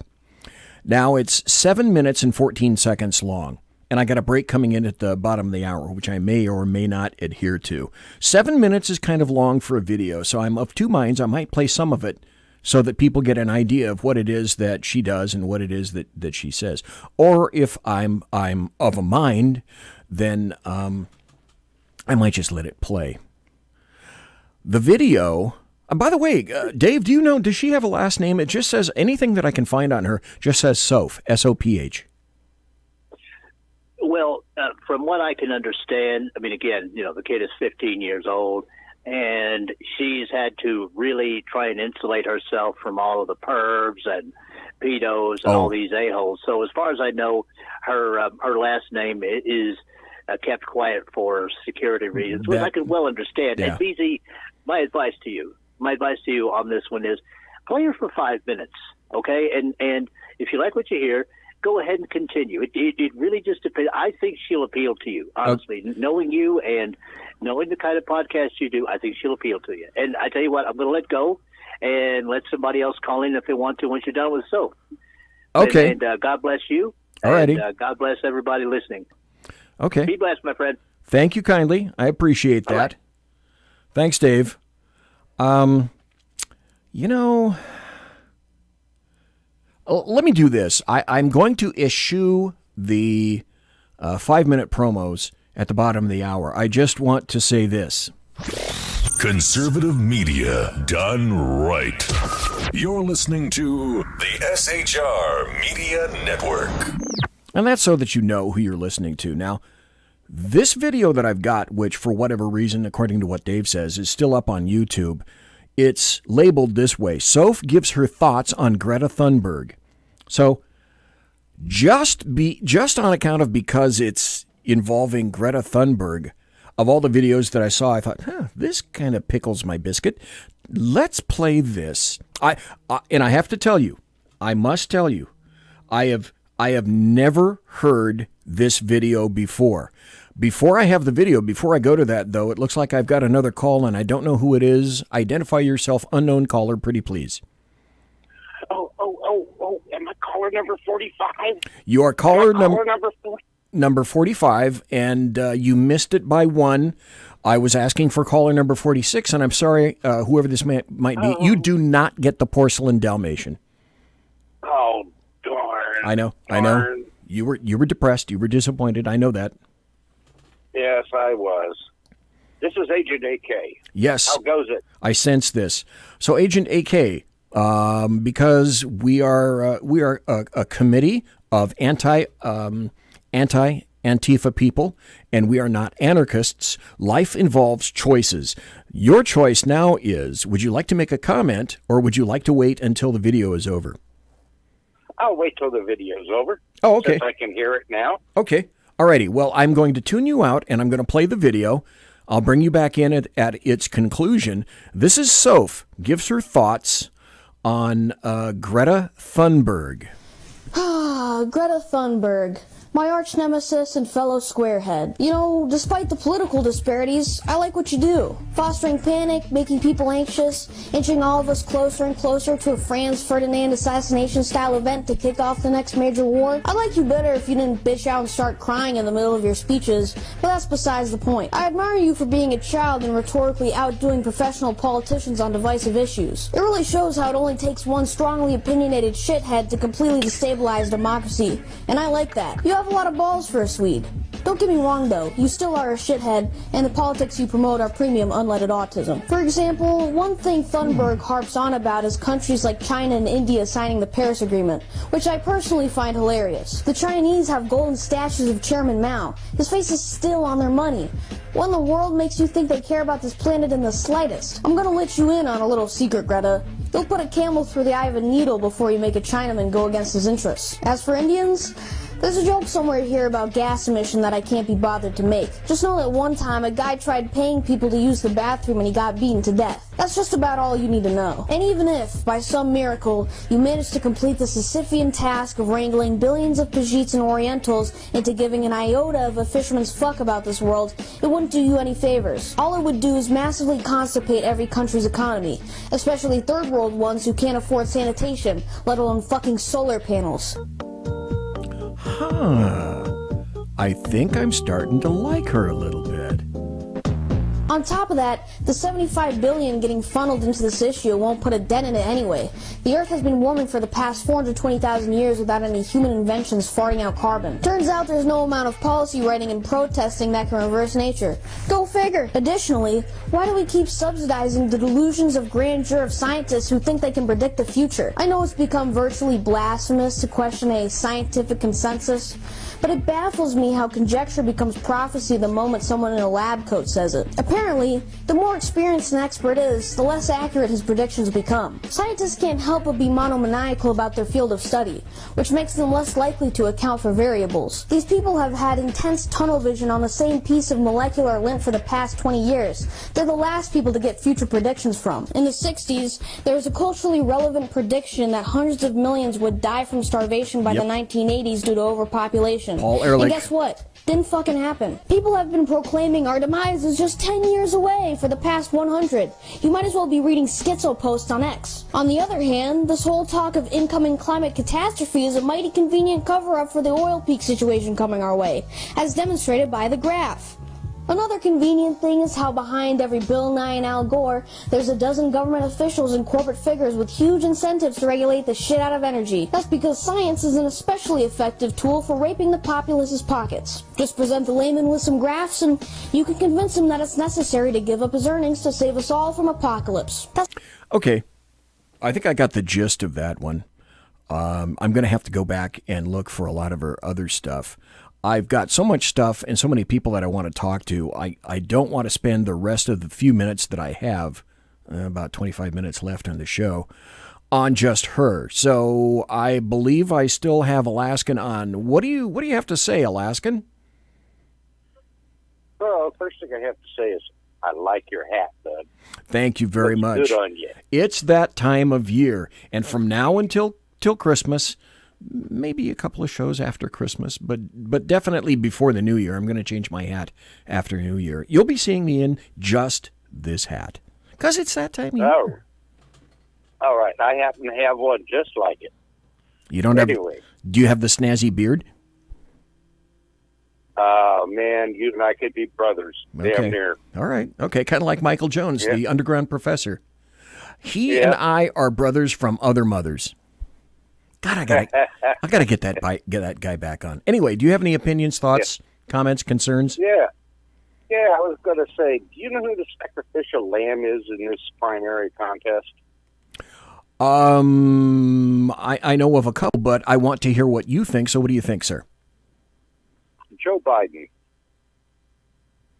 You know, their designated sacrificial lamb. You know, I said this last week, and you know me. I love poking fun and lambasting the living shit out of leftists. That's part of my job. It's what I do. It's my hobby. I don't get paid for it, but it is fun.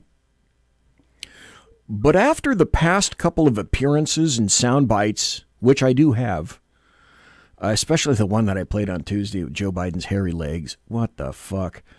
Now anymore, I went from the Uncle Joe quid pro quo Joe 30330 Biden experience to, you know, Joe, I said this before, I got to say it again, just go away.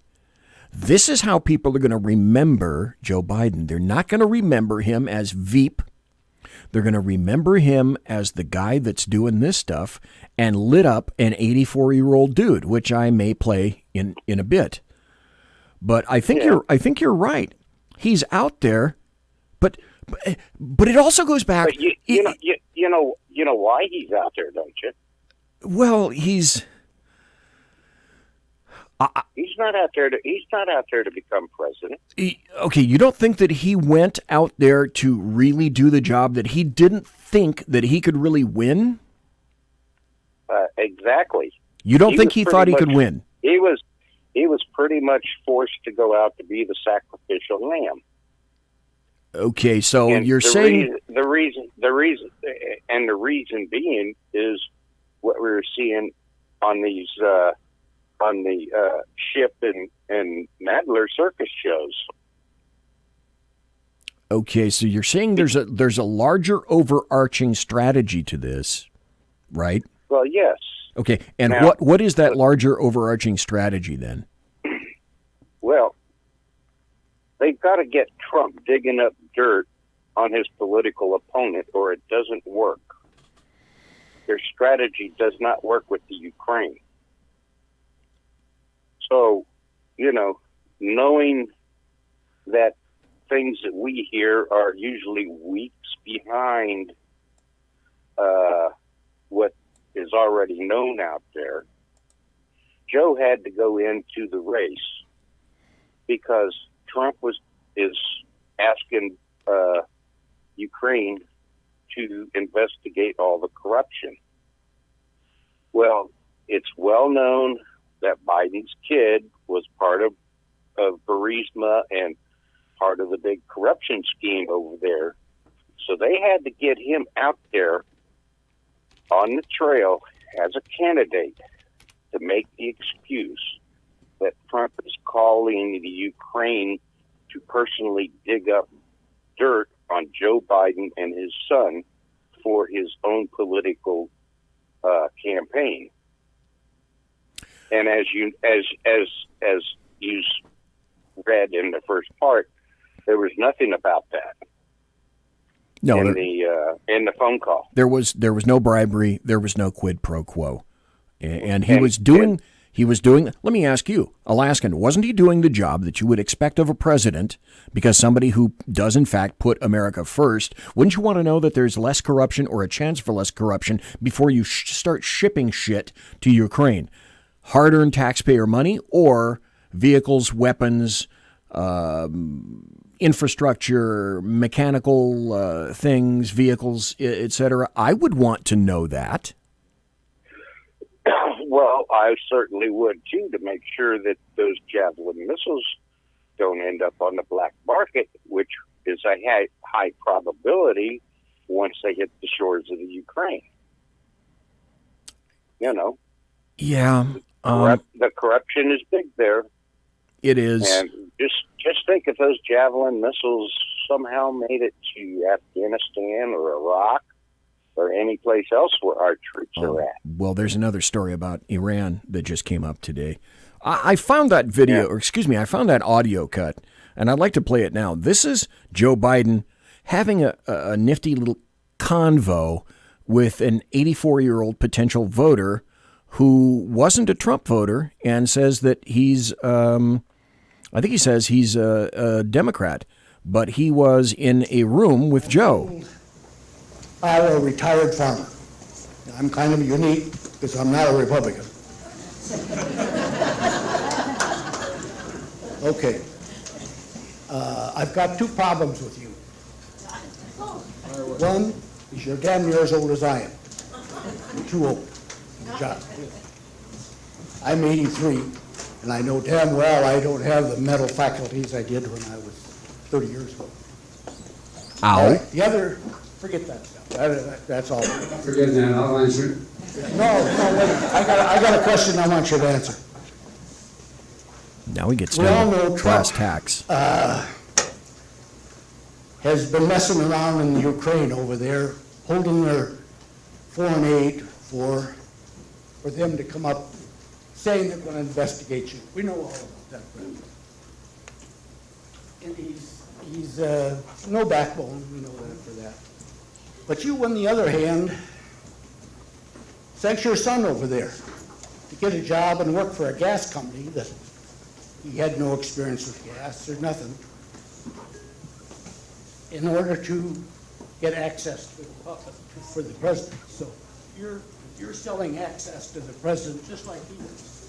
So You're a damn liar, man. That's not true. And no one has ever said that? No one has proved that? I see it on the TV. You see it on the TV. No, I know you do. And by the way, that's why I'm not sedentary. I get up and no, let him go. Let him go. Look, the reason I'm running... Okay, what you didn't see is a guy came in from the left and tried to take the microphone from this guy. Is because I've been around a long time and I know more than most people know. And I can get things done. That's why I'm running. And you want to check my shape line, let's do push-ups together here, man. Let's run. Let's do whatever you want to do. Let's take a nice. Okay, so at this point he has no explanation essentially for what his son was doing and instead takes it as a personal challenge. Now, this is basically, winning over hearts and minds 101. When in doubt and you don't like a question from a potential voter, make sure that you denigrate the voter and then turn them into some kind of a challenge for push-ups, you at the age of 77 and this guy at the age of 84. Number two, no one has said my son has done anything wrong, and I did not on any occasion. And no one has ever said it. Not I didn't say you were doing anything wrong. You said I set up my son to work in an oil company. Isn't that what you said? Get your words straight, Jack. That's what I hear on MSNBC. You don't hear that in MSNBC? Yes, he did. You did not hear that at all. What you heard? Look, okay, I'm not going to get in an argument with you, man. Well, I don't want to either. Well, yeah, you do, but look. Okay, this guy can't take questions. What kind of a president do you think he's going to be? Look, here's the deal. Here's the deal. It looks like you don't have any more backbone than Trump does when you're right. Let him talk. Let him talk. Any other questions? Yeah, all right. Okay, now he gives the mic back. Here's what you want to make sure that you don't do, okay? What you did is you gave this guy a microphone. He essentially bested you because he made you look stupid and weak. And so this guy becomes the story. What you didn't see was this story that I found today of an interview from CBS after this guy leaves. So the guy that's there talking to Biden doesn't become the story. This guy becomes the story. I'm not trying to cause him problems. I'm just trying to bring out all of this bullshit he's been telling here today is all softball stuff. We don't want to answer the hard stuff. That's right. He doesn't want to answer the hard stuff. He's been in Congress all his life, and all of these problems like high drug prices. Okay, this guy nails it. Biden's been in Congress all his life. And all of that. Where in the hell has he been for the last 50 years? Where the hell has he been for the last 50 years? An 84-year-old dude nails it. And he's going to change it all now? That guy became the story. And that's how you do it. And that's how you turn voters against yourself and against the Biden campaign. I got somebody else calling in. Any other further thoughts, Alaskan? No, that's why I say Joe's a sacrificial lamb. Okay. He just gave Nancy and the boys an excuse to go after Trump. They had to have something a little bit more solid than just the phone call, because it wouldn't play that way. Okay, let me ask you a final question, Alaskan. Do you think that they will pull the votes out of the House to impeach? Will they get the votes?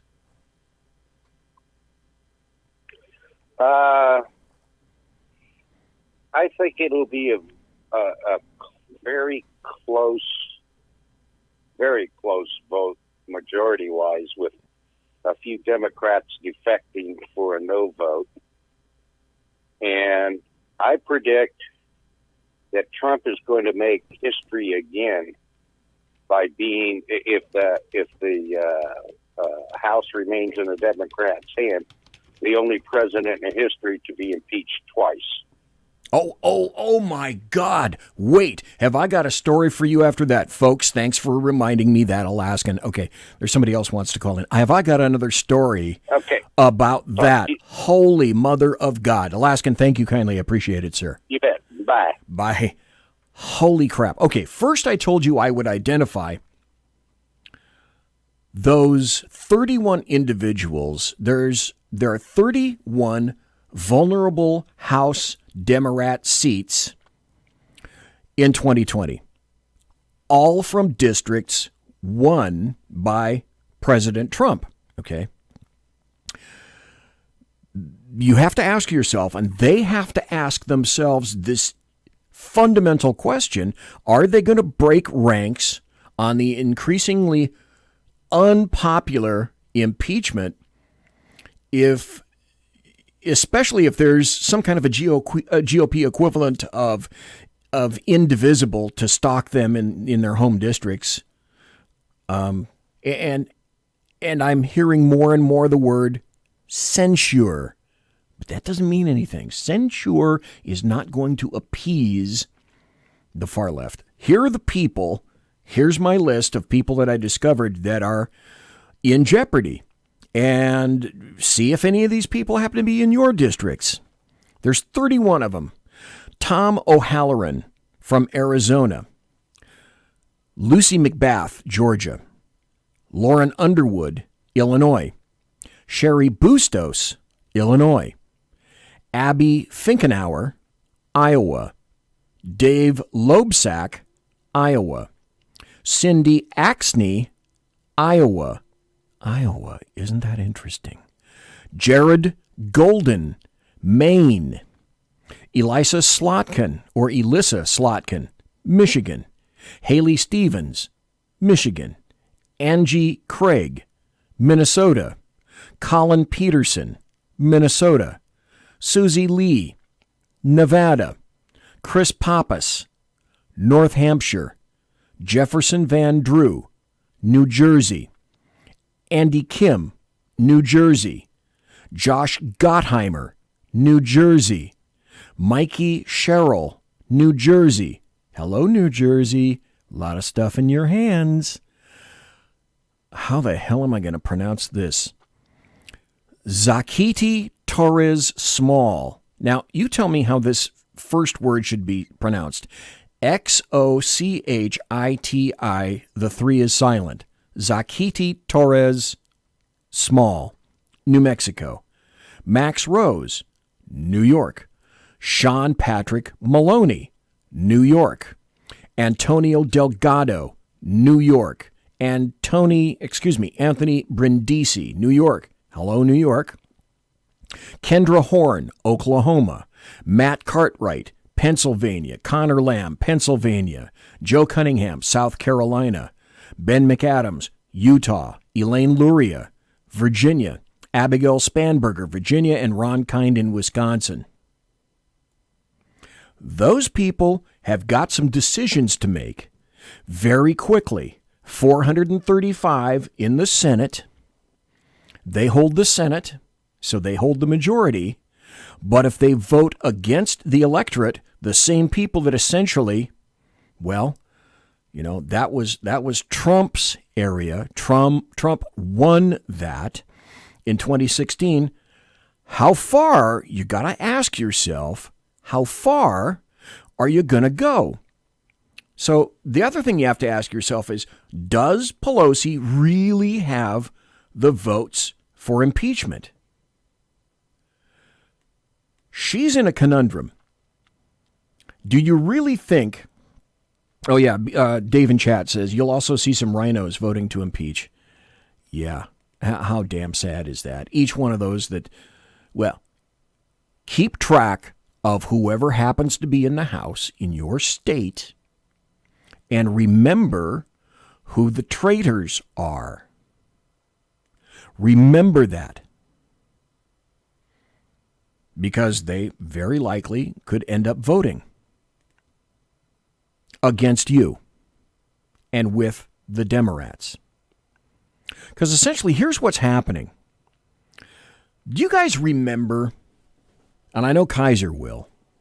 Is Kaiser still here? Yeah, he is. Kaiser, I know, will remember this. There's one of the most ruthless and longest serving killers of men and women during Joseph Stalin's reign of terror in Russia. And he was the chief of Stalin's secret police force. The guy's name was Lavrenti Beria. Just remember the last name, Beria. And Beria had a saying that's being applied now. And that is, show me the man and I'll show you the crime. And since November 9th of 2016, the resounding clarion call from all the leftist Democrats and the American media maggots is, we're showing you the man. We just got to find the crime. They are the ones that are pulling that crap out of the Russian playbook. Now, I told you about Andrew Napolitano. He's gone backwards. And I found this is other, it never stops getting stupid. Now, remember the guy, Al Green, who initially said, we need to impeach Trump because otherwise he's going to get reelected. And he gave us a brief bit of clarity. Yesterday, Representative Al Green from Texas, said that and scorched his fellow Democrats for this. Now, remember, you may not remember, if you watch this stuff, you got to be a political animal like me, but there were 3 professors, all 3 on the left, and there was one that was kind of on the middle. And Al Green's problem with all of that was there wasn't one person of color. And so what he's saying is that these people are insufficiently left for the left.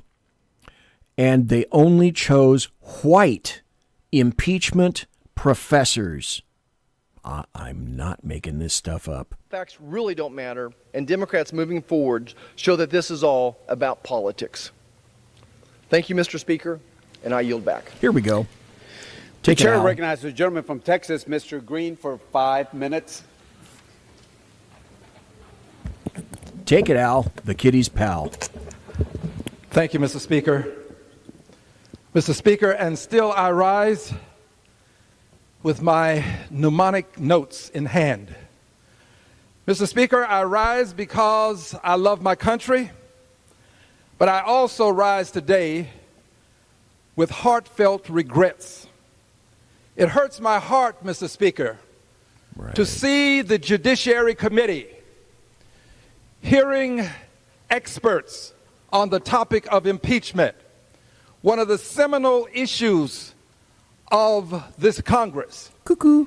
Hearing experts, Mr. Speaker, and not one person of color among the experts. What subliminal message are we sending to the world when we have experts, but not one person of color? Are we saying that there are no people of color who are experts on this topic of impeachment? Okay, so he continues like that with that crap for, almost another 5 minutes or so. And he continues. He just continues. Here's a cut that in about a minute and a half, I think, summarizes everything that we've heard up to this point in terms of the impeachment. I was struck this morning by the same thing as all my friends and colleagues on this side of the room. Chairman Nadler actually began this morning with the outrageous statement that the facts before us are undisputed. Of course, everyone here knows. This is, by the way, Representative Mike Johnson. That that's simply not true. Every person here, every person watching at home knows full well. Oh, Mike, you should be proud of him. Mike Johnson, he's from Louisiana. That virtually everything here is disputed, from the fraudulent process and the broken procedure to the Democrats' unfounded claims. And the full facts are obviously not before us today. We've been allowed no fact witnesses here at all.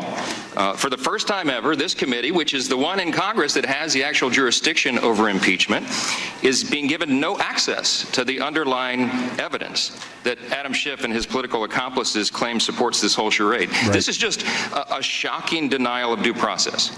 And I want to say to our witnesses, I'm also a constitutional law attorney, and under normal circumstances, I really would greatly enjoy an academic discussion with you, a debate about the contours of Article 2, Section 4.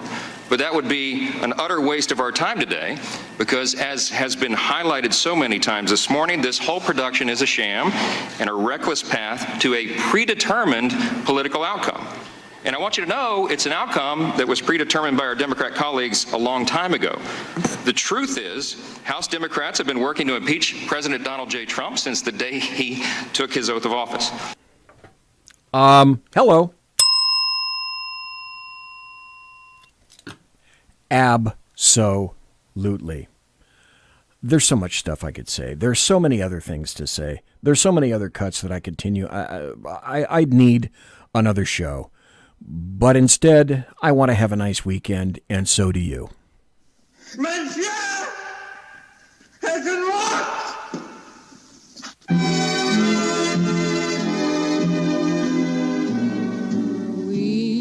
Ladies and gentlemen, boys and girls, children of all ages, thanks for listening to the Bloviating Zeppelin's Berserk Bobcat Saloon radio show, live and direct right here on the SHR Media Network, where I am broadcasting behind enemy lines in occupied California. Spell it with a K. If you want to contact me, you can find me on Twitter at BZEP, at BZEP, and also on my blog at bloviatingzeppelin.net. Promotional consideration is by the Lockheed Martin Skunk Works, and also by the Boeing Company, if it ain't Boeing, I ain't going, and also the Pratt & Whitney Engine Company. Thrust. You can trust. Tiaras are by My Little Pony. Leg Hair by Joe Biden. Thanks to my personal KC-135 Kettle One refueling team, with whom I will be consorting in less than an hour. Thanks to you for listening live. Thanks to Dan Butcher for trying to get in. Hope you feel better, Dan. Thanks to everybody for being in chat. Thanks for listening in podcast. I appreciate each and every one of you for listening and taking the time out of your busy day and night to do so. Have a great weekend. See you next Tuesday. God bless. Take care. Be safe.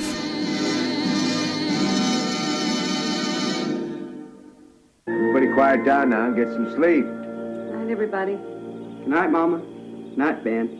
Good night, everyone. Good night, Mama. Good night, Daddy. Good night, children. Good night, Daddy. Good night, Elizabeth. Good night, John Boy. Good night, Jim Bob. Good night, Jim Bob. Good night, Jim Bob. What's going on? I was asleep. What's everybody doing? Good night, Good night, Jim Bob. Go to sleep.